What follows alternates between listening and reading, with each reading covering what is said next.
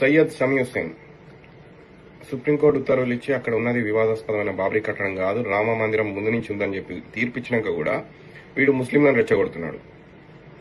అసలు ఇస్లాంకి దేశానికి సంబంధం ఏంద్రా అంటే వీడి దగ్గర ఆన్సర్ ఉండదు. అస్సలాము అలైకుం, అందరికి నమస్కారం. ఇప్పుడు దాకా వీడియోలో నా ఐస్ క్రీమ్ తింటున్న వ్యక్తి పేరు ఎంజే రెడ్డి. వీడు తెలంగాణ వాడంట.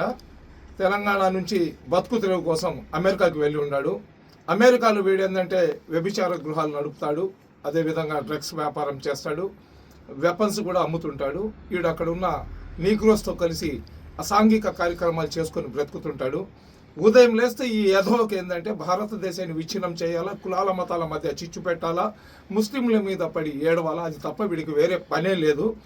ఇట్లాంటి యధోను ఎక్కడైతే అమెరికాలో వీడు ఉన్నాడో అమెరికాలో పోలీసులు వీడిని ఎన్కౌంటర్ చేసి చంపేయాలని చెప్పి భారతదేశంలో ఉన్న ప్రతి ఒక్కరు కూడా డిమాండ్ చేస్తున్నాడు.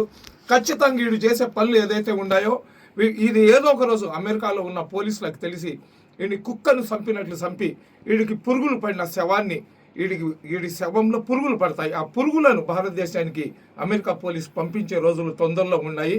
ఇటువంటి యధవ ఈ దేశంలో పుట్టినందుకు ఈ దేశంలో ఉన్న ప్రతి ఒక్కరు కూడా అసహించుకుంటున్నాడు.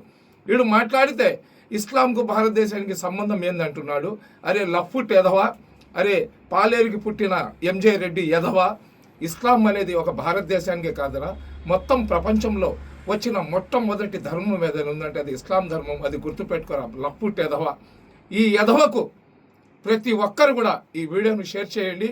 ఎవరైతే ఈ ఎంజే రెడ్డి అనే వ్యభిచార గృహాలు నడుపుతూ అమెరికాలో డ్రగ్స్ వ్యాపారం చేసుకుంటూ ఇల్లీగల్ వెపన్స్ వ్యాపారం చేసుకుంటున్న ఈ ఎంజే రెడ్డి యధవకు అమెరికన్ పోలీస్ అరెస్ట్ చేసి వీడిని కుక్కను చంపినట్లు అమెరికాలో చంపేదాకా ఈ వీడియోను ప్రతి ఒక్కరు కూడా షేర్ చేయండి. ఇటువంటి యధవల వల్ల ఈ దేశం యొక్క పరువు, భారతదేశంలో ఉన్న జాతీయ సమైక్యత దెబ్బతింటుంది. కాబట్టి ఈ యధవ మీద భారతదేశంలో ఉన్న పోలీసులు కూడా కేసు రిజిస్టర్ చేయాలా.